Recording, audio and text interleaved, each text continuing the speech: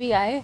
काफ़ी वक्त से एक हेल्थ डिपार्टमेंट से एक प्रेस कॉन्फ्रेंस नहीं हुई थी, तो काफ़ी लोग पूछ रहे थे कि हो क्या रहा है। तो मैंने कहा मैं करूँगी, तो आज वो दिन है और मैं तीनों विभागों के आज थोड़े से जो आने वाले वक्त में जो इनॉग्रेशंस, फाउंडेशंस और जो काम होने जा रहे हैं उनकी बारे में बातचीत करना चाहूँगी, जिसकी आई थिंक काफ़ी चर्चा हो रही है कि हेल्थ में पॉलिसीज़ चेंजेस क्या आ रहे हैं, क्या आप बेहतर क्या करने वाले हैं। तो मैं उसका एक गाइडलाइन लाई हूँ आज के दिन और मैं डिपार्टमेंट वाइज जाना चाहूँगी। तो शुरुआत में मैं हेल्थ के साथ स्टार्ट करें डॉक्टर साहब। तो ये हेल्थ जी, सबसे पहले तो हम सभी जानते हैं कि हेल्थ में 777 डॉक्टरों की ज़रूरत थी, जिनमें काफ़ी हद तक हमने आई थिंक 720 डॉक्टर अभी नियुक्त कर लिए हैं और वो अपने पोस्ट पे जा भी चुके हैं। कुछ 40 हैं जो बकाया जो वेटिंग लिस्ट में हमने आगे करने हैं। Yes ma'am. हाँ जी, उसके साथ साथ हमारी ये पॉलिसी रही कि हम पहले जो टर्शरी लेवल है उसको फुलफ़िल करेंगे। तो हमने सिविल अस्पतालों में जो भी वैकेंसीज़ थी उनको ज़्यादातर भरने की पूरी कोशिश की है आज के दिन। उसके साथ साथ बहुत सारी बिल्डिंगें हैं जिनका कंस्ट्रक्शन होना है। बहुत सारी बिल्डिंगें टोटली जर्जर हो चुकी हैं और पूरे प्रदेश में ये बात आती है कि देखिए हमारे को नई बिल्डिंगें चाहिए, सब सेंटर्स हों, पीएचसीज हों, सीएचसीज हों। हमने ये पॉइंट किया था कि कितने अस्पताल की जो बिल्डिंगें हैं या पीएचसीज की बिल्डिंग हैं, सब सेंटर्स की हैं, तो 785 फैसिलिटीज़ हैं जिनको हमें अक्रॉस द स्टेट फिर निर्माण करवाना है या रेनोवेशन करवाना है। उनमें से 534 हैं जिनकी हमारे को अप्रूवल मिल चुकी है। और मैं फिर से बोलना चाहूँगी, ये 534 जो हैं वो सब सेंटर्स भी हैं, वो पीएचसीज भी हैं, वो सीएचसीज भी हैं और जो सिविल अस्पताल हैं वो भी हैं। इसके साथ साथ 44 और फैसिलिटीज़ हैं जिनका अंडर प्रोसेस काम चल रहा है। हमारे गाइडलाइंस के तौर पे हमें आपको मालूम होगा, जब सब सेंटर्स और पीएचसीज की बात होती है तो पीएचसीज और सब सेंटर्स का जो गांव में होते हैं वो पंचायती राज देखता है उनका कंस्ट्रक्शन, और जो शहरों में होते हैं वो यूएलबी देखता है जी। तो ये रही कंस्ट्रक्शन की बात। अब सबसे बड़ा जो आज के दिन मेरे को लगता है, और अब हमारे सैनी जी की जो सरकार है, जब हमने बात की थी सीएम साहब से तो उनके भी दिल के बहुत करीब है कि हमारे एफआरयूज़ बहुत कम हैं,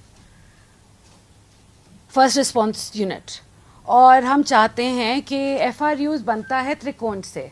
पीडियाट्रिशियन होना चाहिए, एनेस्थीसियोलॉजिस्ट होना चाहिए और गायनेकोलॉजिस्ट सर्जन होना चाहिए। और काफ़ी वक्त से हमें ये त्रिकोण मिल नहीं रहे थे, अब धीरे धीरे मिलने लगे हैं और हमने काफ़ी जगह एफआरयूज़ नए खोल भी दिए हैं। मैं आपको बताना चाहूँगी कि 2014 में हमारे पास बस 41 एफआरयूज़ थे पूरे स्टेट में, जो आज के दिन 87 हो गए हैं। और आने वाले वक्त में भी ये एफआरयूज़ इंक्रीज़ ही होंगे। हर महीने हम 2 से 3 एफआरयू, पिछले हफ्ते ही 3 और एफआरयूज़ खुले हैं। तो हमारी यही हमारा इरादा भी ये है और हमारा सपना भी ये है कि हमारी एफआरयूज़ हर डिस्ट्रिक्ट में 3-4 जगह एटलीस्ट खुले हों।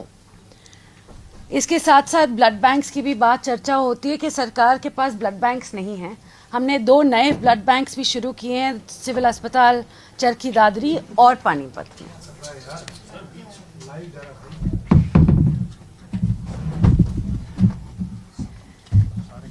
हमारे साथ दूसरे हमारे डीजी साहब 1 एंड डीजी साहब 2 दोनों आ गए। आपको मालूम है कि पिछले हफ्ते हमने उज्ज्वल दृष्टि योजना की थी, हिसार में मैं थी, और पूरे प्रदेश में सिविल अस्पताल, सीएचसीज और सब डिविजनल अस्पताल के थ्रू हमने आँखों के चश्मे जो चश्मे हैं वो बांटे थे लोगों के बीच में, और साथ साथ हमने आई टेस्ट भी करवाए थे, और 1,40,000 तक हमने चश्मे बांटे हैं, और साथ साथ 40,000 हम बच्चों के भी टेस्ट करवा रहे हैं, और जहां उनकी भी ज़रूरत पड़े 40,000 हमारे पास उनके लिए भी चश्मे हैं। अब आने वाले वक्त में सबसे बड़ी बात है कि हमारे पास हर डिस्ट्रिक्ट में बहुत सारी इनॉग्रेशंस सीएम साहब करने जा रहे हैं अगले महीने, तो उसकी भी लिस्ट मेरे पास है जी। मैं डिस्ट्रिक्ट वाइज बताऊं, आप बताएं? मैं डिस्ट्रिक्ट वाइज बता देती हूँ। जब अंबाला की बात आती है तो हमारे पास 5 सब हेल्थ सेंटर्स हैं जिनका फाउंडेशन लगने जा रहा है। रेनोवेशन, डिस्ट्रिक्ट अस्पताल के रेनोवेशन लगने जा रहा है। ये टोटल 5 करोड़ 28 लाख में होने जा रहा है। भिवानी में हमारे पंडित नेकी राम गवर्नमेंट मेडिकल कॉलेज का इनॉग्रेशन होने जा रहा है, और एक सब हेल्थ सेंटर उसके साथ साथ। चरखी दादरी में 11 नए सब हेल्थ सेंटर का फाउंडेशन स्टोन सीएम साहब रखेंगे। फरीदाबाद में क्रिटिकल केयर हॉस्पिटल ब्लॉक का फाउंडेशन रखने जा रहे हैं। नर्सिंग कॉलेज 2 बनने जा रहे हैं फरीदाबाद में। डिस्ट्रिक्ट अस्पताल में एक 200 बेड का एमसीएच विंग का फाउंडेशन रखने जा रहे हैं सीएम साहब। फतेहाबाद में 3 सब हेल्थ सेंटर बनने जा रहे हैं। गुरुग्राम में डिस्ट्रिक्ट अस्पताल के रिपेयर वर्क का हो रहे हैं। सब हेल्थ सेंटर खुल रहा है, और एक ब्लॉक हेल्थ यूनिट का खुल रहा है। हिसार में 8 नए सब हेल्थ सेंटर्स खुल रहे हैं। झज्जर में 2 सब हेल्थ सेंटर्स और 2 ब्लॉक पब्लिक हेल्थ यूनिट खुलने जा रहे हैं। जींद में आपका कम्युनिटी सीएचसी जो है उसका फाउंडेशन स्टोन लगने जा रहा है 2 जगहों पे, उचाना और कंडेला में। पीएचसी भी लगने जा रहे हैं, और सब हेल्थ सेंटर भी 2 जगह बनने जा रहे हैं। कैथल में 13 फाउंडेशन स्टोन्स लगने जा रहे हैं सब हेल्थ सेंटर्स के।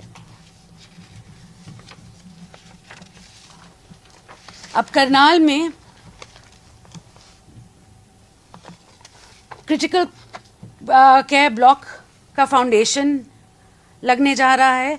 Medical college Pandit Deendayal Upadhyay UHS कोटेल, इसका इनॉग्रेशन होने जा रहा है। ये हो गए अभी तक 2 मेडिकल कॉलेजेस जिनका इनॉग्रेशन सीएम साहब करने वाले हैं। डिस्ट्रिक्ट अस्पतालों का आईसीयू डीसीएच करनाल में इनॉग्रेट होने जा रहा है। उसके साथ साथ रिपेयर वर्क भी हो रहा है। सीएचसी बन रही हैं, और 9 सब हेल्थ सेंटर्स दिए जा रहे हैं, फाउंडेशन स्टोन लगाए जा रहे हैं। कुरुक्षेत्र में एक नर्सिंग कॉलेज का इनॉग्रेशन हो रहा है, और 2 हेल्थ सेंटर खुलने जा रहे हैं, और एक पीएचसी का इनॉग्रेशन हो रहा है। महेंद्रगढ़ में एक और, आप सभी जानते हैं, मेडिकल कॉलेज बन गया है कोरियावास में, उसका भी इनॉग्रेशन होने जा रहा है। और इसके साथ साथ नारनौल में एक ट्रॉमा सेंटर है, उसका भी इनॉग्रेशन सीएम साहब करने जा रहे हैं। नूह में क्रिटिकल केयर हॉस्पिटल ब्लॉक का फाउंडेशन लगने जा रहा है। उसके साथ साथ एक एमसीएच मदर एंड चाइल्ड अस्पताल, वो भी उसका फाउंडेशन लगने जा रहा है। डिस्ट्रिक्ट हॉस्पिटल मांडीखेड़ा में जो सीएच है हमारा सिविल अस्पताल, उसका रिपेयर वर्क होने जा रहा है। और एक प्राइमरी हेल्थ सेंटर भी लगने जा रहा है। और इसके बाद सभी बोलते हैं कि हम मेवात का ख्याल नहीं रखते। सबसे ज़्यादा आज के दिन सब हेल्थ सेंटर जो खुलने जा रहे हैं वो है पूरे 21, वो नूह को मिलने वाले हैं।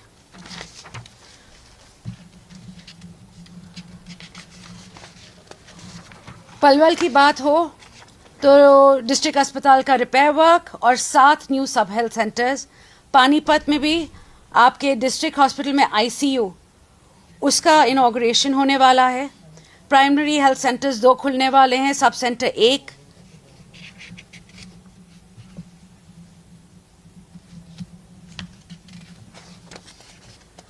पंचकुला,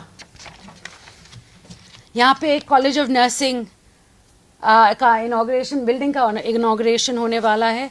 और डिस्ट्रिक्ट अस्पताल में जो मैटरनिटी ब्लॉक है उसका फाउंडेशन, एडिशनल ब्लॉक का फाउंडेशन, और सब हेल्थ सेंटर्स 2 बनने जा रहे हैं, 3 बनने जा रहे हैं टोटल। पंचकुला नहीं, ये पंचकुला का, सॉरी, ये था रेनोवेशन और नर्सिंग कॉलेज सिर्फ पंचकुला का। अब रेवाड़ी की बात आती है। रेवाड़ी में सिविल अस्पताल का एडिशनल ब्लॉक बनने, फाउंडेशन करने जा रहे हैं सीएम साहब।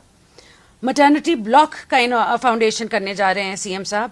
और फिर साथ साथ सब हेल्थ सेंटर 3 देने जा रहे हैं रेवाड़ी डिस्ट्रिक्ट को। रोहतक डिस्ट्रिक्ट में मेडिकल कॉलेज का बेसिकली रेनोवेशन करने जा रहे हैं, और हेल्थ ब्लॉक यूनिट 1 बनने जा रहा है। सिरसा, मैं कहूँगी नू नहीं, आई थिंक सिरसा में सबसे ज़्यादा पब्लिक सब हेल्थ सेंटर्स हैं, कुछ आई थिंक 25 या 26 हैं। पूरे सिरसा में 26 से 30 सब हेल्थ सेंटर्स बनने जा रहे हैं। Sonipat critical care block foundation Khanpur कला में, और डिस्ट्रिक्ट अस्पताल में एक एमसीएच यूनिट का फाउंडेशन स्टोन, और बाकी रिपेयर वर्क। और सब हेल्थ सेंटर्स 5 मिल रहे हैं सोनीपत को। ये थी बड़े बड़े शब्दों में हेल्थ की। ये एक ही दिन करेंगे हाँ जी, हाँ जी। अभी तो प्लान यही है, वो सीएम साहब की तरफ से आपको मेडिकल कॉलेज हैं, 3 हैं। 3। हाँ जी। ये इस एकेडमिक सेशन से तो नहीं आ रहे? इनॉग्रेशन हो रही है इन तीनों की जी। अभी हम क्या कर रहे हैं, हम कोशिश कर रहे हैं ज़्यादा से ज़्यादा हम डॉक्टर्स, प्रोफेसर्स, असिस्टेंट प्रोफेसर्स वहाँ पे कार्यरत करें, ताकि हम जल्द से जल्द खोल सकें। तो नेक्स्ट से हुआ? हाँ जी, 26-27 से हुआ। 26-27 से ही होगा। मगर अगर हम काम आपने वो करवा दी मैम, एक का इंस्पेक्शन कोरियावास का इंस्पेक्शन हो गया है, भिवानी का होने को है। हाँ जी, दोनों का हो गया। चलिए, बहुत बढ़िया। मगर स्टूडेंट्स कब तक करेंगे? इंस्पेक्शन की रिपोर्ट आती है मैम, तो अगले साल ही आएंगे। तो वो तभी मैं बोली ना, अगले साल ही हो सकता है, ये तो इस साल नहीं हो भिवानी का हम कोशिश कर सकते हैं, मगर हम पक्का तो हम अगले साल तक ही प्रॉमिस करेंगे इसको, क्योंकि हमारी पूरी कोशिश है आज के दिन कि हम ये तीनों जो कॉलेजेस हैं वो जल्द से जल्द अपने पैरों पे खड़ा करें, और स्टूडेंट्स को इसके, और आई थिंक इन दोनों को मिला के हमें 300 और सीट्स मिल जाएंगी एमबीबीएस की। वो बहुत बड़ी बात है, क्योंकि हमारे पास आज के दिन डॉक्टर्स की कमी बहुत ज़्यादा है। तो जितने मेडिकल कॉलेजेस बनेंगे और जितने हमें स्टूडेंट्स मिलेंगे, तो आगे जाके आई थिंक हरियाणा सरकार को भी कोई आने वाले वक्त में प्रॉब्लम नहीं होगी डॉक्टर्स और एमओज मिलने की। बजट की बात करें तो इन 3 कॉलेजेस की चरखी दादरी नहीं, यू आर रॉन्ग।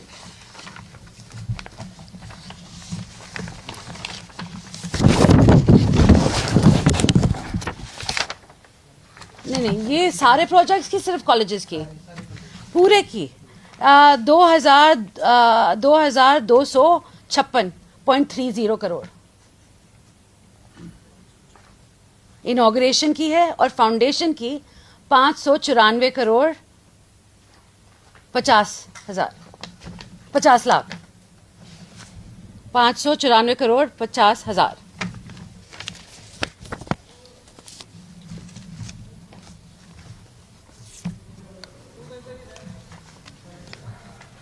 अब मैंने ज़्यादा तौर पे आपको बता ही दिया है कि 3 कॉलेजेस खुलने जा रहे हैं, मगर जहाँ MER की बारी आती है तो मैं बताना चाहूँगी कि 2014 में हमारे पूरी टोटल MBBS सीट्स होती थी 700, ये आप सभी को मालूम होगा। आज के दिन वो 2185 हैं, और टोटल PG सीट्स होती थी 289, और आज वो 874 MD/MS हैं और डिप्लोमा और DNB 169 है। डेंटल कॉलेजेस आज के दिन टोटल BDS सीट्स 950 हैं, MDS सीट्स 250 हैं। फिजियोथेरेपी कॉलेजेस की 1476 BPT सीट्स हैं और MPT सीट्स 421 हैं। टोटल नर्सिंग सीट्स आज के दिन, और मैं ये सबका ANM, GNM, BSc, MSc, PB, NPCC सबको मिला के 13,011 हैं, जो पहले इससे कुछ 20 या 30% पे ही हुआ करती थी। और हमारा आज के दिन आई थिंक सबसे बड़ा जो आने वाले वक्त में हमें हमारी जो PG सीट्स हैं उसको बढ़ाना है, कि हमारे को हम सब देख रहे हैं आज के दिन कि हमारे पास सुपर स्पेशलिटी वाले डॉक्टर्स नहीं आ रहे। पहले तो हरियाणा में सिर्फ 700 ही सीट्स हैं, जो पहले से तो कहीं ज़्यादा हैं, मगर जितनी होनी चाहिए उससे अभी तक वहाँ उस लेवल तक हम नहीं पहुँचे।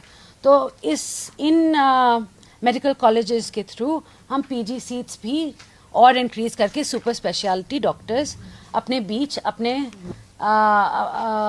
अपने सारे जो अस्पतालों में हैं वो वहाँ पे कार्यरत करना चाहते हैं। मैम, एक आयुष्मान योजना के तहत पेमेंट नहीं हो रही सिविल अस्पतालों में और उसकी वजह से हार्ट के मरीजों को दिक्कत आ रही है, क्या कहना चाहेंगे? मैं ये कहना चाहूँगी कि आप पहले तो जब प्रश्न करें तो आप बोलें कि आप एक इंस्टीट्यूशन की बात कर रहे हैं और बाकियों की नहीं कर रहे। आप मेडिट्रीना की बात कर रहे हैं फिर से, हाँ या ना? हरियाणा की बात नहीं, आप मेडिट्रीना की बात कर रहे हैं, नहीं, सिविल अस्पताल में मेडिट्रीना की ही बात कर रहे हैं ये। हाँ जी, मैं बोलूँ कि ये पूरे हरियाणा की बात नहीं है, ये एक अस्पताल की बात है जिनके पास 4 ब्रांचेस हैं, जिनकी बात आई है सामने। और इनका क्या हुआ है कि ये चाहते हैं कि ये अपना आयुष्मान जो इनके पास पॉलिसी के तहत उनको सिविल अस्पताल के साथ अपने ट्रीटमेंट्स हैं वो पैसे नोडल ऑफिसर से पास करवाने पड़ते हैं और फिर उनको पैसे मिलते हैं। ये चाहते हैं कि डायरेक्ट आयुष्मान के साथ उनका संपर्क हो और CH बीच में ना हो। अब पूरे हरियाणा में ऐसा कोई केस नहीं है जहां डायरेक्ट आयुष्मान डिपार्टमेंट के साथ उनका कोई एजेंसी है कि वो डायरेक्ट कर सकें। हमेशा सरकारी अस्पताल पहले आएगा, नोडल ऑफिसर पहले पास करेगा और फिर उनको पैसे मिलेंगे। It happens case to case. अब हर केस पे आपको दिखाने पड़ेंगे आपकी फाइल्स। तो मैंने मेडिट्रीना वालों से बात भी की थी, चर्चा भी की थी, और उनके काफ़ी सारे केसेस हैं जहाँ पर उनको बहुत प्रॉब्लम पड़ रही है पूरे केस फाइल्स दिखाने की। साथ साथ आप भी जानते होंगे, आप पूरे प्रश्न नहीं पूछते, मगर फरीदाबाद में उनके साथ एक फ्रॉड का केस भी हुआ था, क्योंकि जो डॉक्टर वहाँ पे साइन कर रहा था वो हार्ट स्पेशलिस्ट निकले ही नहीं, वो फ्रॉड थे। अब ऐसी चीज़ें निकल के आ रही हैं, तो आप भी थोड़ा सा आप डेल्व करो इस मैटर में प्रश्न पूछने से पहले कि ये सरकार की गलती ही नहीं, शायद उस तरफ से भी गलती हो सकती है। हाँ, परेशान हो रहे हैं उनका क्या? मैं तो चाहूँगी, देखो मेडिट्रीना बहुत अच्छा काम कर रही है। जो रेट मेडिट्रीना आज के दिन दे रही है वो शायद ही कोई और दे रहा हो। तो मैं तो चाहूँगी, और मैंने भी 2 या 3 बारी मेडिट्रीना ग्रुप के साथ, और दोनों DG साहब यहाँ बैठे हुए हैं, हम सब ने एक मीटिंग भी की थी और जहाँ हमने सॉल्व करने की कोशिश की, और वहाँ के ओनर्स भी आए थे, दोनों डॉक्टर्स आए थे, और मैंने कहा भी था उनको कि मैं अपना पूरा कोशिश करूँगी, आपकी तरफ से भी आपको कदम आगे बढ़ाना पड़ेगा, क्योंकि हमें आधे रास्ते ही मिल सकते हैं। अगर आपकी केस फाइल्स चाहिए तो ये पॉलिसी के तहत you have to give it, आपको देनी पड़ेंगी। अगर पॉलिसी मैं बेंड और चूज़ नहीं कर सकती कि मैं किससे फाइल्स मांगूंगी और किससे नहीं मांगूंगी, सबको फाइल्स दिखानी पड़ती हैं। तो अगर आपके पास ये केस हैं और आपको इनका पैसा चाहिए तो आपको इनकी फाइल्स दिखानी पड़ेंगी। मैडम, बाकी आयुष विभाग की बात की जाए या और आपके आयुष विभाग की आ रही हूँ जी।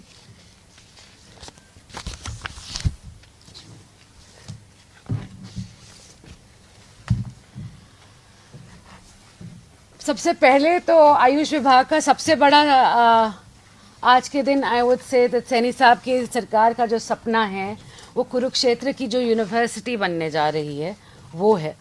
श्री कृष्णा आयुष यूनिवर्सिटी, जो शुरुआत इसकी हुई है 25-26 में 100 एकड़ के प्लॉट में, और अभी तक 63 सीट्स मिल रही हैं BAMS की, BAMS की, और 82 सीट्स मिल रही हैं पोस्ट ग्रेजुएट लेवल की, और इसके साथ साथ 63 और सीटें मिल रही हैं डिप्लोमा इन फार्मेसी की।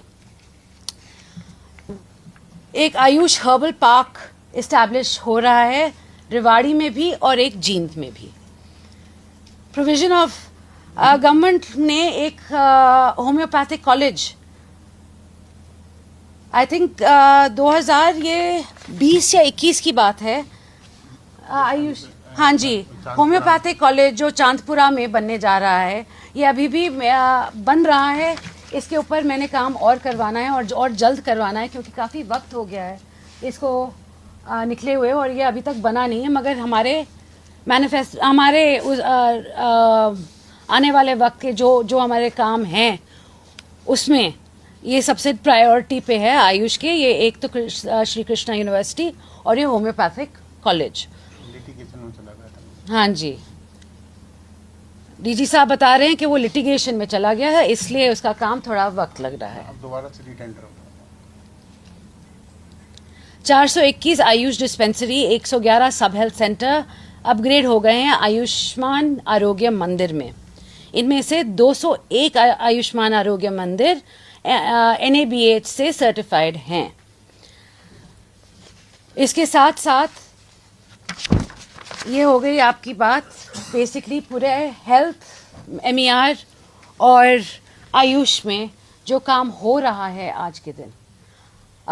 अब पूछें, बताएं। आपने जो इंफ्रास्ट्रक्चर की बात करी मैडम कि नए प्रोजेक्ट्स शुरू कर रहे हैं, लेकिन पहले पुराने जो हॉस्पिटल्स चल रहे हैं उनकी स्थिति में भी सुधार की नहीं, वही मैंने कहा था ना कि आपको कि हमने एक नंबर बनाया 700, मैंने बोला था 782 हैं जिन्होंने पॉइंट आउट किया है कि इनकी बिल्डिंगें जर्जर हो चुकी हैं, इनको रेनोवेशन की ज़रूरत है या इनको कहीं और शिफ्ट करने की ज़रूरत है। तो ये हो गया है हमारे डिपार्टमेंट का काम।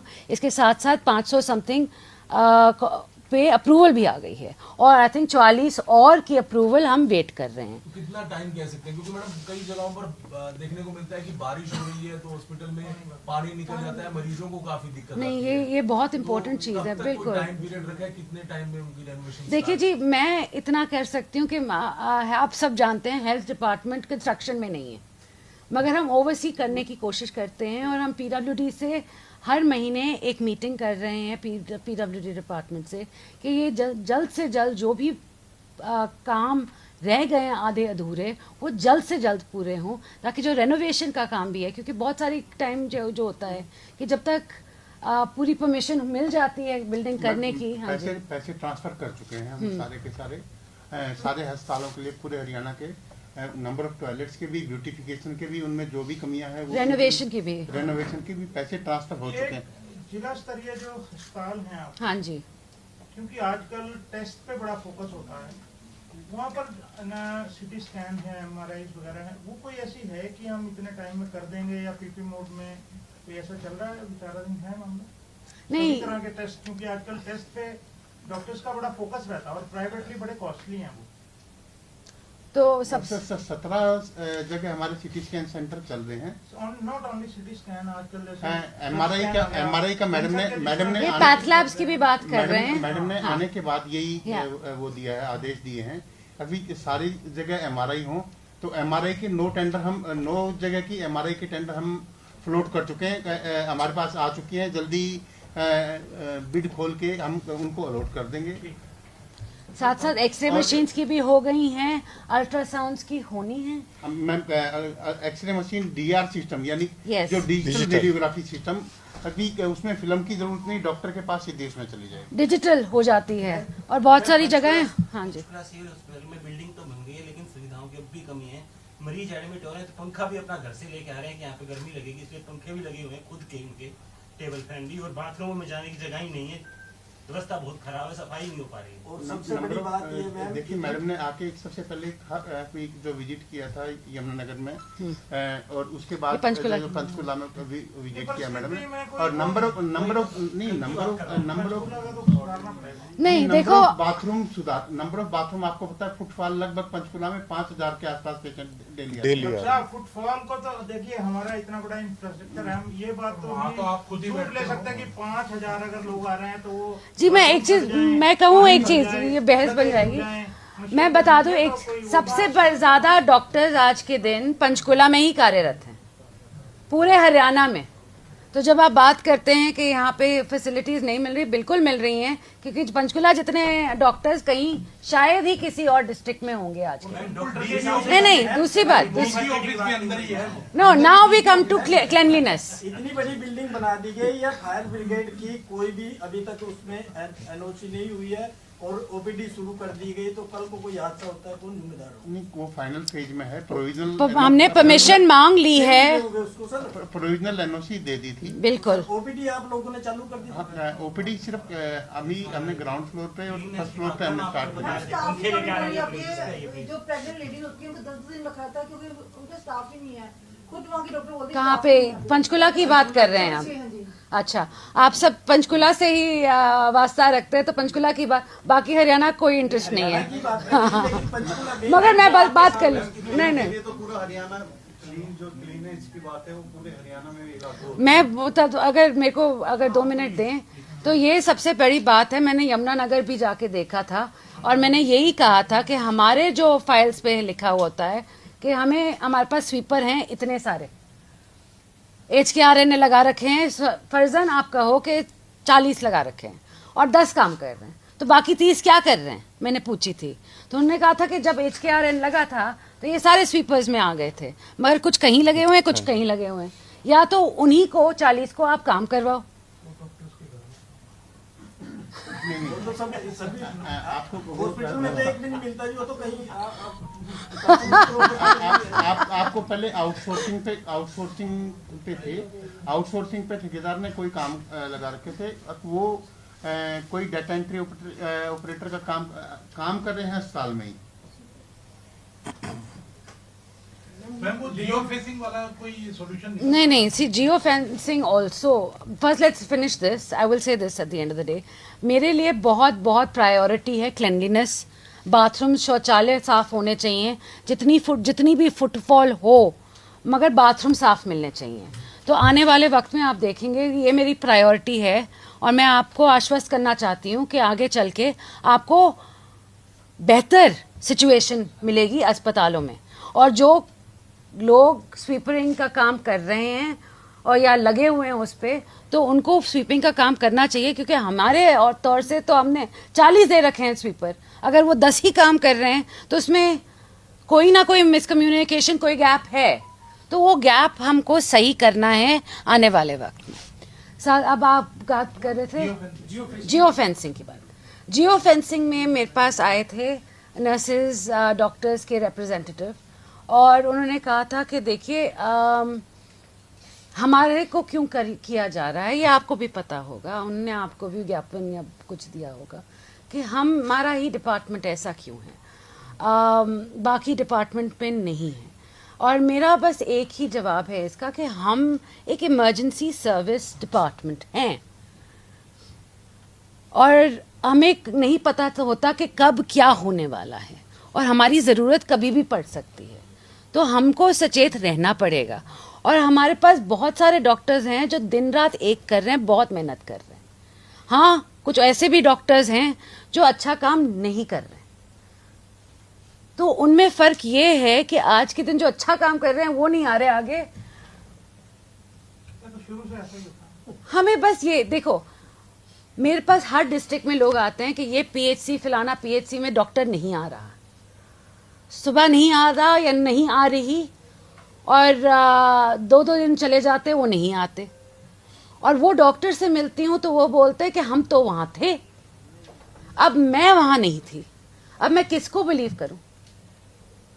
तो अगर जियो फेंसिंग मिल जाता है और वो डॉक्टर अपने काम पे लगा हुआ था, तो उसके पास प्रूफ हो जाता है कि देखो मेरे पास, मैं तो वहाँ था, मगर ये मेरे पीछे पड़े हुए हैं किसी और कारणवश, तो उनके लिए भी कल को दिन प्रूफ हो जाता है कि हम काम कर रहे हैं। तो this is not one sided, ये दोनों साइड के लिए अच्छी बात है, मैं सोचती हूँ आने वाले वक्त में। और जहाँ लोकेशन सर्विसेज की बात होती है, बहुत सारे बोलते हैं कि हमारा लोकेशन आप टैप करोगे, हम कहाँ जा रहे हैं, क्या कर रहे हैं। भाई हरियाणा सरकार को कोई इंटरेस्ट नहीं है आप काम के बाद में कहाँ जाते हैं, क्या करते हैं, हमें कोई इंटरेस्ट नहीं है। और आपके फ़ोन पे लोकेशन सर्विस ऑफ करने का ज़रिया है, आप सब स्मार्टफोन आदि इस्तेमाल करते हैं, हम सब जानते हैं। तो लोकेशन सर्विसेज ऑफ कर दीजिए उस ऐप के, सिंपल चीज़ है, उसमें कोई बड़ी बात नहीं है। हाँ जी, विभाग का ये है कि लागू होगी। लिंगानुपात को लेकर क्या स्थिति है? पिछले कुछ दिनों का कुछ फीडबैक का अपडेट क्या है? लिंगानुपात को लेकर मुझे बहुत खुशी है कि पिछले 2-3 महीने में हमारा लिंगानुपात का रेशियो बढ़ा है। आई थिंक 911 था, आज 916 है। बोलिए डॉक्टर साहब। हाँ जी। नहीं, अगर ये कंपेयर होता है कि जैसे आज 15 तारीख है, भी 15 जुलाई 2024 तक कितना था और 15 जुलाई 2025 तक कितना था, 15 जुलाई 2023 तक। आपको पता है लिंगानुपात में ये देखा जाता है कि मार्च तक ठीक होता है, पिछले अप्रैल मई जून ये होता है कि गिरता लिंगानुपात, और उसके बाद दोबारा से दिसंबर तक फिर वो आता है। अभी तक देखा जाए तो हम पिछले साल के मुकाबले इस साल मच बेटर हैं, और पिछले साल के मुकाबले से हम 2 पॉइंट ऊपर हैं।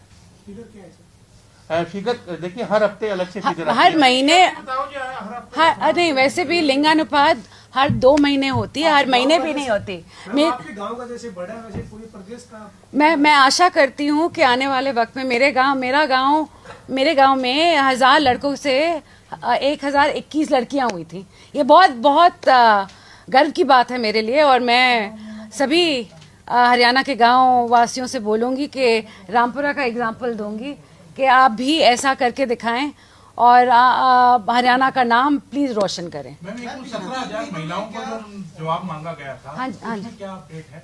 17,000 जो महिलाओं ने रजिस्टर नहीं किया था और वो अबॉर्शन जो हुआ था, नहीं आशा वर्कर नहीं, अबॉर्शन जो हुआ था ये थे अबॉर्शन की। हाँ, एक मैडम ने के दिशा निर्देश देके कि जितने भी अबॉर्शन, आपको पता है एक का अबॉर्शन का ट्रैक करना, एक अबॉर्शन को, कोई भी अबॉर्शन, ये पीएनडीटी के एक्ट के ही नीचे है, हम ताकि हम अपना लिंगानुपात ज़्यादा बढ़ा सकें।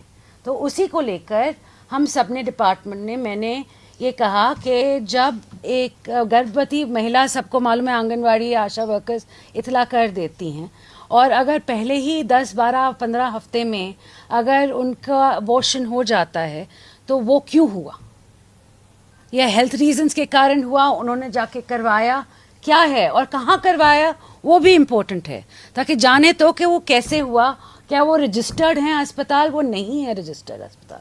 हाँ जी डॉक्टर साहब। इसमें आंसर है जी? नहीं, बिल्कुल। देखिए, पिछले हफ्ते ही लगभग पूरे हरियाणा में 15 FIR या पुलिस इंफॉर्मेशन हुई हैं। जो 3 लड़कियों पे या 2 लड़कियों पे अबॉर्शन हुए हैं, उनकी रिवर्स ट्रैकिंग की भी उन्होंने, कहाँ से ये है कि लिंग जांच करवाई और कहाँ पे गर्भपात करवाया, और ये 15 जो लगभग 12 से 15 अलग, आज भी 2 जगह रेड चल रही है अभी वो सारे के सारे अवैध जो गर्भपात केंद्र हैं उन पे जाके वो करवाते हैं। और वहाँ से आपको पता है कि हरियाणा में एम्प्टी पिल्स आप ओवर द काउंटर ले लेते थे। अब ये मैडम के प्रयासों से है, लगातार मैडम मीटिंग, हर हफ्ते मीटिंग लेती हैं, तो उसके बाद अभी हरियाणा में आप over the counter empty pills लेके दिखा दीजिए। और उसके बाद क्या होता था, औरत की सेहत खराब हो जाती थी, ब्लीडिंग के साथ आती थी, और कई बार तो डेथ हो जाती थी। तो वो डेथ रेट भी, जो मेटल मोर्टिलिटी रेशियो है हरियाणा का, एकदम 110 से 89 पे आना। अब 1 लाख औरतों पे 110 औरतें मरती थी, अब 89 पे आना। और हम हिंदुस्तान की के एवरेज से पहले बहुत ज्यादा औरतें मरती थी, अब हम हिंदुस्तान की फिगर के से भी नीचे आ गए हैं। 3 महीने का डाटा मैम आपने दिया था, कितना ही संख्या थी जो जिन्होंने अबॉर्शन कराया था? और नहीं, इन्होंने कहा कि कितने लोगों पे जांच की, नोटिस दिया गया, और ये 1700 महिलाएं थी जिनका अबॉर्शन हो गया था। और अब हम तहकीकात कर रहे हैं कि कैसे और क्यों और किन हालतों में इनका अबॉर्शन हुआ, और इन्होंने कौन से जहाँ जो अस्पताल वो गए हैं, तो जल्द ही आपको वो रिपोर्ट मिल जाएगी। नहीं, आपको पता होगा कल ही एक बंगाली क्लिनिक था, वो अबॉर्शन आपकी अनरजिस्टर्ड था, अनरजिस्टर्ड अबॉर्शन क्लिनिक पंचकुला में ही आपको पता है कि कल ही एक रेड हुई है। मैम, हरियाणा राजनीतिक तौर पर थोड़ा ठंडा पड़ा हुआ था, लेकिन डिनर डिप्लोमेसी जो शुरू की गई, पहले राव साहब ने 12 विधायकों को बुलाया, फिर आपने कल मुख्यमंत्री जी को बुलाया डिनर पे, कल परसों जो भी बुलाया, तो इसके पीछे तरह तरह के प्रयास लगाए जा रहे हैं। कुछ बताना चाहेंगे इस बारे में? मैं जो टिप्पणी मैं दूंगी जी कि क्या मैं पूछूं कि चंडीगढ़ में पहले डिनर नहीं होते थे क्या? नहीं, देखिए मैं बता देती हूँ कि राव साहब का अब घर है चंडीगढ़ में, बहुत सालों बाद आना जाना और चंडीगढ़ से बढ़ चुका है क्योंकि मैं वहाँ पे हूँ। और पहले तो वो आते थे मैं भी कुछ घंटों के लिए, और फिर वो निकल जाते थे अपने काम के बाद। अब वो 2 दिन रह के जाते हैं। अब इस बार ही वो आए थे कुछ सोमवार को, उनने और काफ़ी सारे विधायक थे जिन्होंने कहा था कि राव साहब से एक बारी मुझे मीटिंग करनी है, मेरे को बुला दो। तो मैंने कहा 4-5 विधायक हैं, उनको बुला लेते हैं। तो फिर हमने सोचा कि अगर 5 विधायकों को बुलाएंगे और बाकी 5 या 6 को नहीं बुलाएंगे, तो फिर उनको लगेगा कि देखो हमको इनको क्यों बुलाया और हमें क्यों नहीं बुलाया। और ये बात मैं बता दूं, ये हुई थी जून के कुछ बीच में, और हमने डिनर किया था, बस सब मिल रहे थे, बातचीत हो रही थी, खाना खा रहे थे, ये बात खत्म हो गई। अब 15 दिन बाद आप सभी को खबर मिलती है, और ऐसा वाले ही कहते हैं, हाँ दक्षिण हरियाणा वाले ही कहते थे कि मिल रहा है, और पूरे हरियाणा के नहीं कहते विधायक जी। जिनसे मेरी मुलाकात हुई और उन्होंने कहा, उनको ही बुलाना था मुझे, अब बाकियों को बोलो, मैं उनको भी बुला दूंगी। अब तो सारे आने को तैयार हैं। आप बोलते हैं कि अखबारों में छप जाएगी हमारी भी फोटो, और मगर मौका मिल जाता है कि एक दिन आपके यहाँ डिनर किया, दूसरे दिन मौका कि ऐसा कुछ नहीं हुआ। देखो कुछ हो तो बताने लायक तो हम बताएं, मगर कुछ बताने लायक है ही नहीं। डिनर पे क्या होता है भैया? खाना होता है, बातचीत होती है, कैसे हो, कोई काम है हम कर सकते हैं जी। हमारी तो यहाँ नहीं होती, और हमारी मैं बता दूं 50 साल हो गए मेरे पिताजी की राजनीति को, हमने कभी पीछे से वार नहीं किया। हम जो भी करते हैं बिल्कुल सामने से करते हैं। तो जब ऐसी चीजें होती हैं, ये सिर्फ वो कहते हैं ना वो शब्द एक शिष्टाचार भेंट वही हुई थी। नहीं तो सीएम साहब को भी बुलाया आपने बाद में? हाँ जी, क्यों नहीं? नहीं, वो कोई उस माँ बात हुई हो या कोई शिष्टाचार था? वो सब कुछ शिष्टाचार भेंट है जी, बिल्कुल। सीएम साहब ने कहा आ जाए, आ गए। Thank you. आप सभी पत्रकार